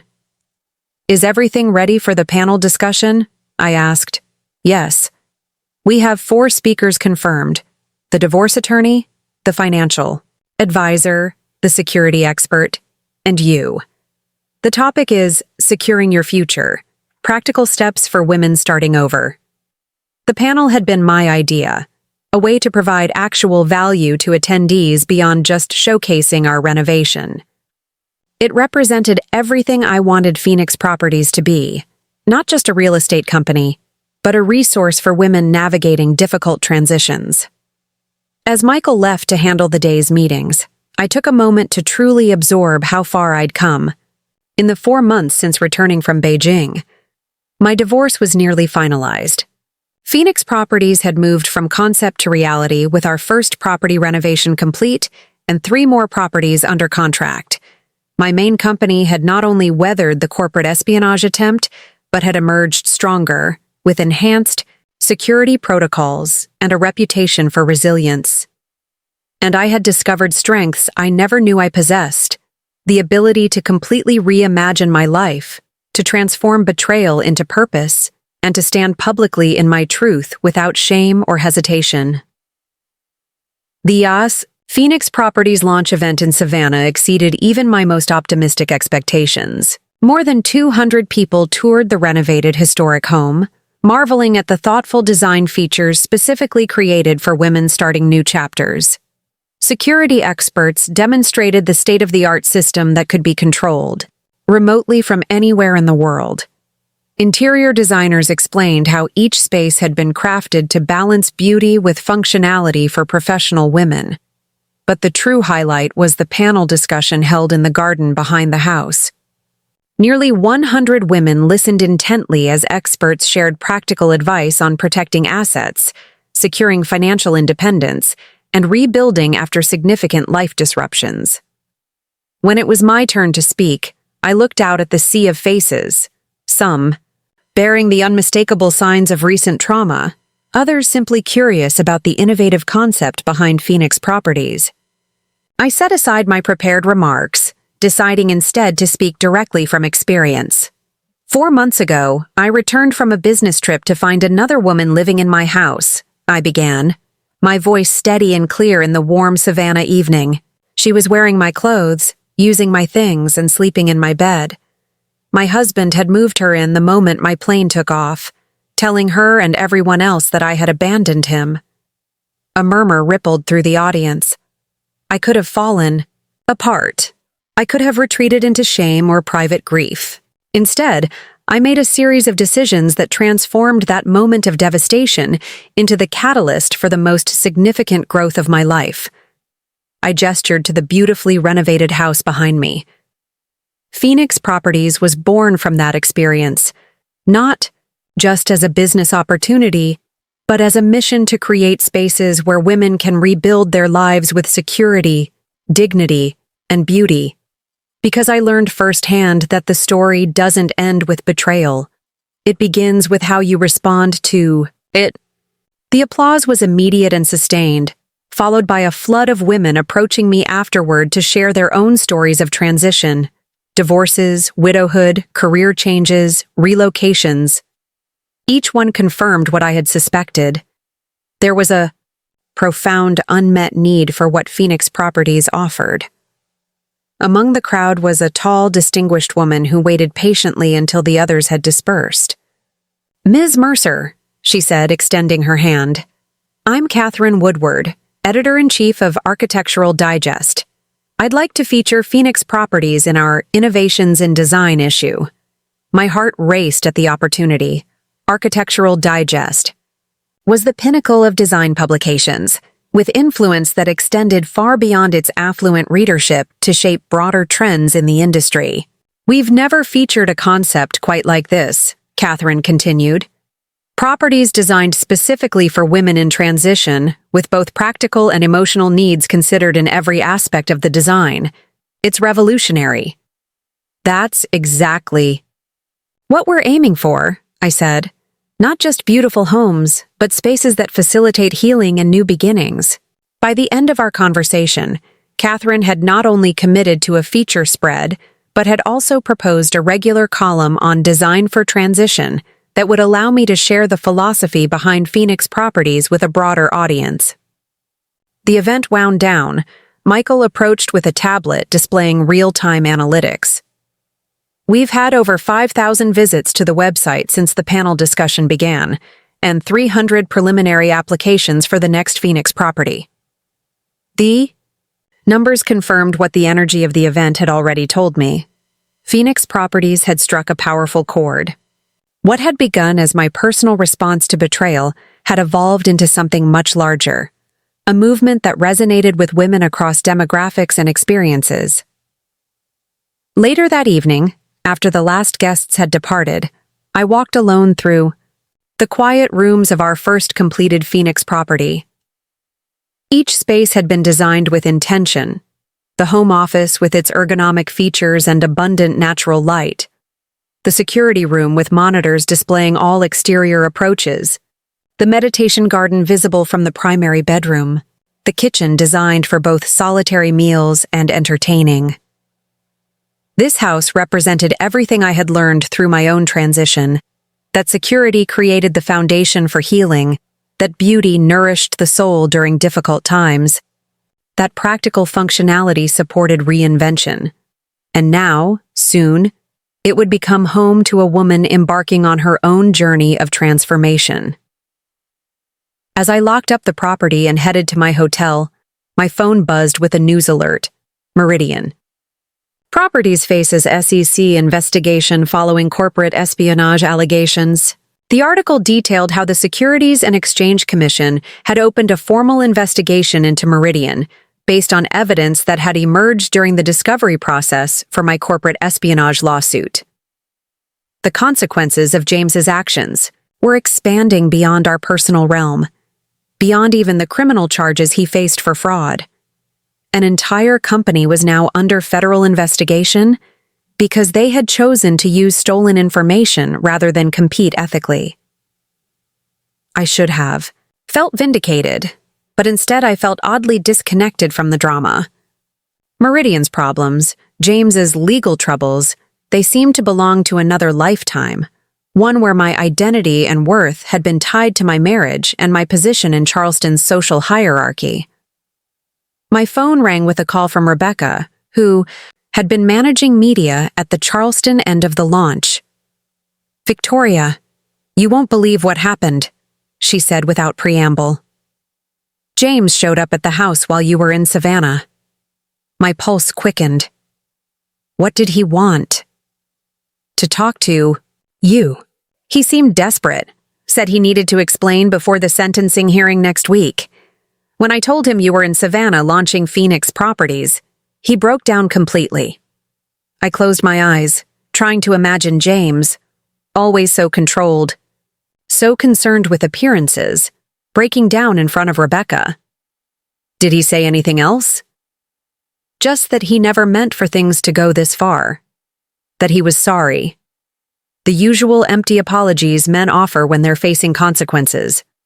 Her cynicism made me smile despite the situation. Rebecca had become an unexpected ally through this ordeal, her straight-talking support a counterbalance to my occasional moments of self-doubt. "The thing is," Rebecca continued, "he looked terrible. Thin, unkempt. Nothing like the James we knew. I almost felt sorry for him. Almost? Until I remembered how calculated his betrayal was. The fraud, the corporate espionage, moving Amber into your house. None of that was impulsive, Victoria. It was deliberately cruel." She was right, of course. The evidence uncovered during the legal proceedings had revealed the extensive planning behind James's actions. The offshore accounts established months before I left for Beijing, the meetings with Meridian that began almost a year earlier, the systematic gathering of my company's confidential information. "Do you think he'll show up at the sentencing hearing?" Rebecca asked. "His attorney says he will," I replied. "Apparently, he wants to make a statement to the court." "Will you be there?" I had been wrestling with this question for days. The hearing represented the final public chapter in the dissolution of my marriage, the moment when James would face formal consequences for his criminal actions. Part of me wanted to witness it, to see justice served for the betrayal that had upended my life. But another part questioned whether my presence was necessary for my own closure. "I haven't decided," I said honestly. "Phoenix is taking all my focus right now." After ending the call, I stood on my hotel balcony overlooking Savannah's historic district, the warm evening air carrying the scent of magnolias and distant rain. The public triumph of the Phoenix Properties launch stood in stark contrast to the personal wreckage James now faced: potential jail time, professional disgrace, financial ruin. There had been a time when I thought I wanted revenge, when I believed seeing James suffer would somehow balance the scales of my own pain. But standing here after the success of the launch event, I realized that the best response to betrayal wasn't revenge, but reinvention. My phone buzzed with another call, this time from Laura Chen at Women in Business magazine. "Victoria, the response to your cover story has been unprecedented," she said excitedly. "We're getting flooded with messages from women who are inspired by your journey. The publisher wants to discuss a book deal. Your story expanded into a full memoir with practical advice for women facing similar situations. A book. Another platform to share the philosophy behind Phoenix Properties. Another opportunity to transform personal pain into public purpose. I'm interested," I said, "but I'd want to focus on the forward movement, not just the betrayal." "Absolutely," Laura agreed.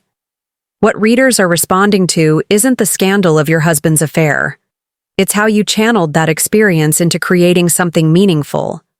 It's the phoenix part of your story, not the ashes. After we'd scheduled a meeting with the publisher for the following week, I returned to the balcony, watching twilight settle over Savannah's oak-lined streets. Tomorrow I would fly back to Charleston, back to the Victorian home I had reclaimed and transformed, back to the life I had rebuilt from the ground up. But I would return changed, not just personally, but publicly.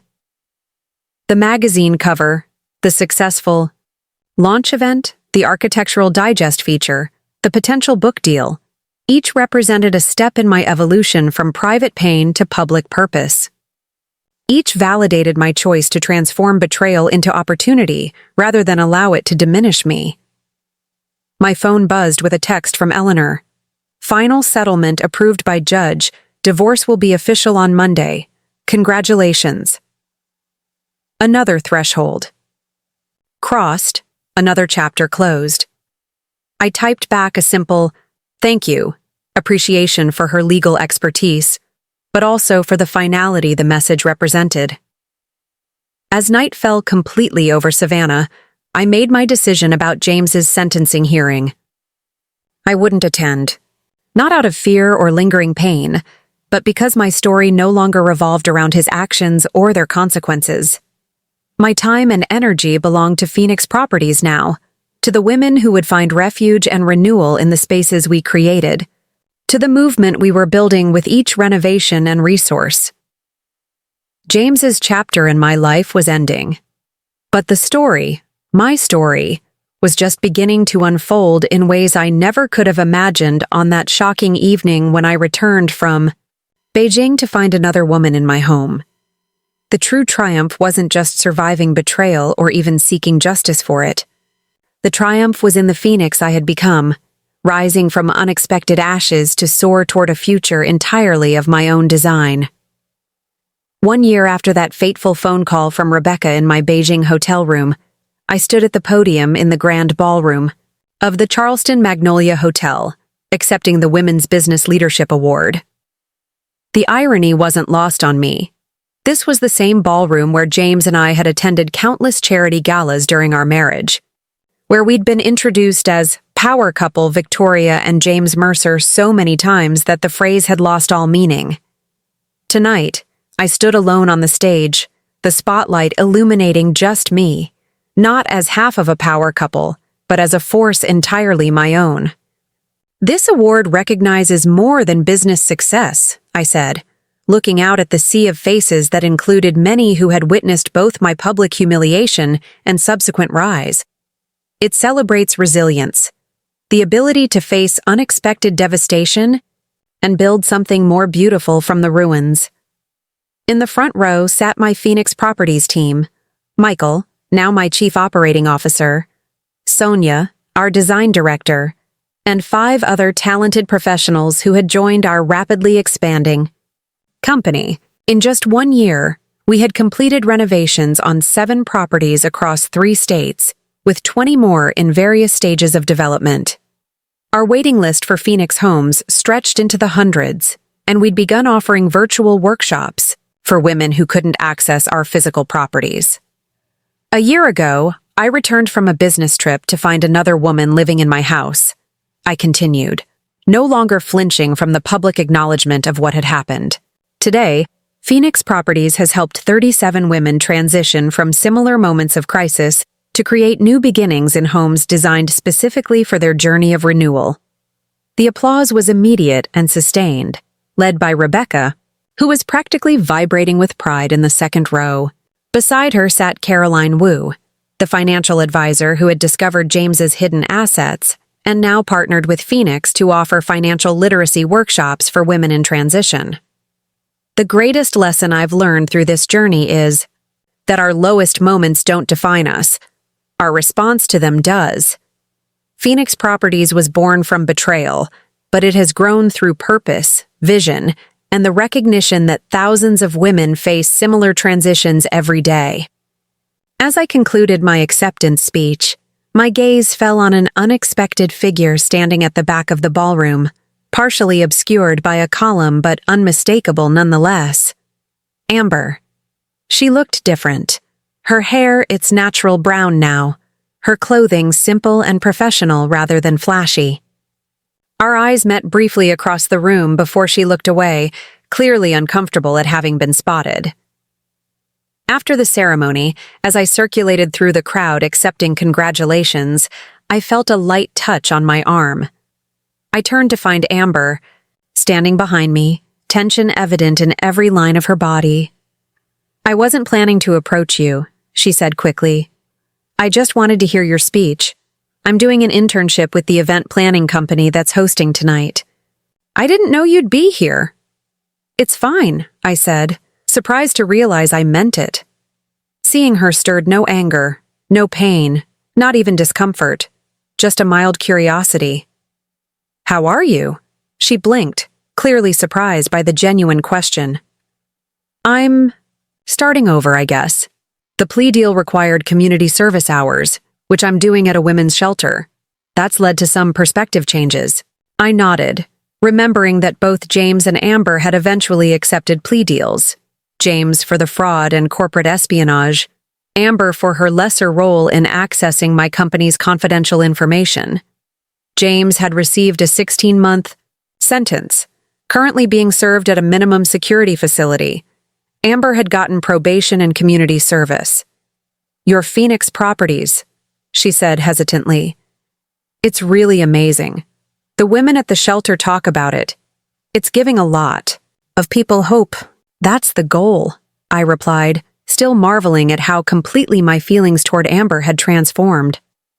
The young woman who had once seemed like the central villain in my personal tragedy now appeared as what she truly was, a footnote in a story that had ultimately become about my own growth and transformation.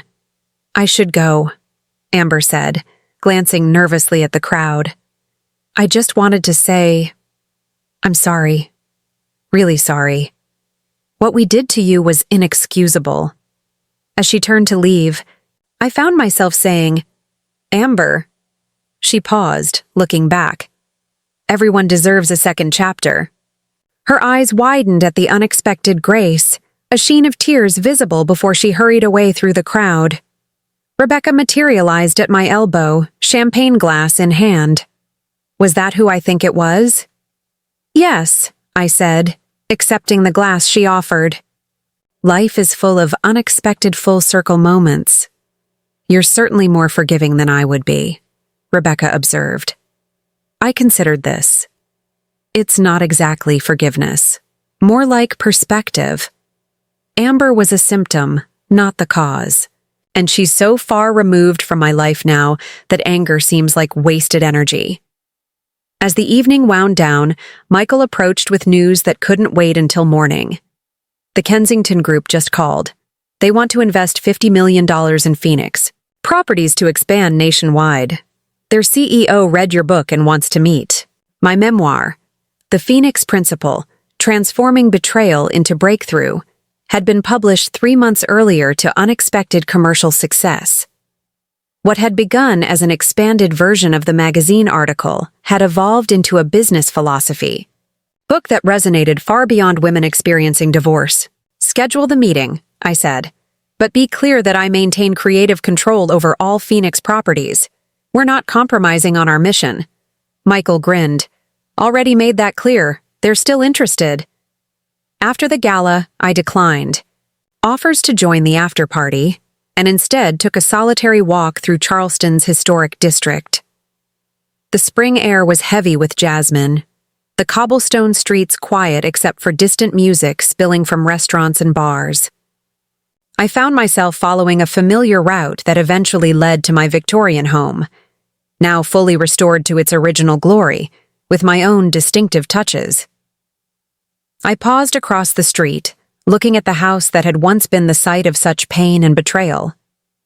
Now it simply felt like home. My home, designed to my tastes, filled with my memories both difficult and beautiful. In the years since discovering Amber in my home, every aspect of my life had transformed. Phoenix Properties had grown from concept to nationally recognized brand. My core real estate development company had expanded into new markets, strengthened by the security overhaul prompted by the corporate espionage attempt. My memoir had established me as a thought leader in business, resilience, and I had discovered parts of myself that might have remained dormant in the comfortable predictability of my marriage. As I unlocked my front door and stepped into the foyer, no longer haunted by the memory of that confrontation, my phone buzzed, with a text from Eleanor. Petition to transfer your case to another judge denied. James's appeal will proceed with Judge Martin presiding. The message barely registered emotionally. James's legal maneuvers had continued even from prison, but they felt increasingly distant from my daily reality.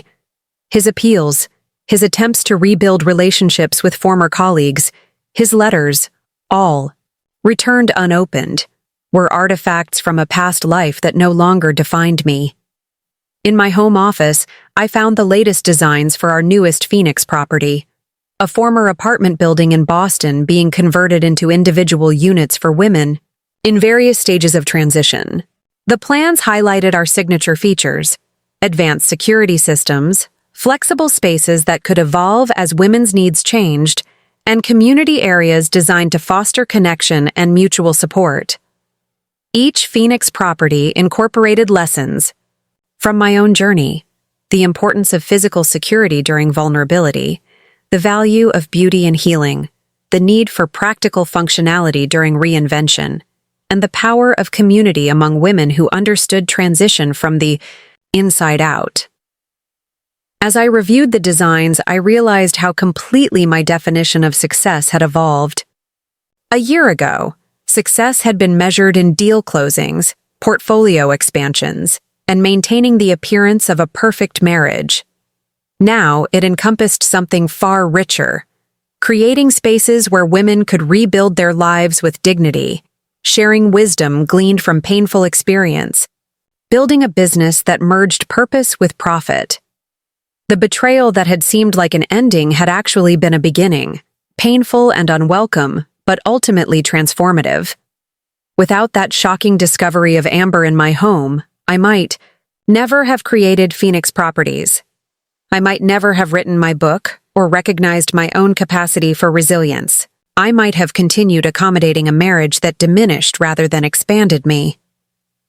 From my office window, I could see the garden I'd replanted after returning from Beijing, not restoring it to its previous design, but creating something new that reflected my current tastes and preferences.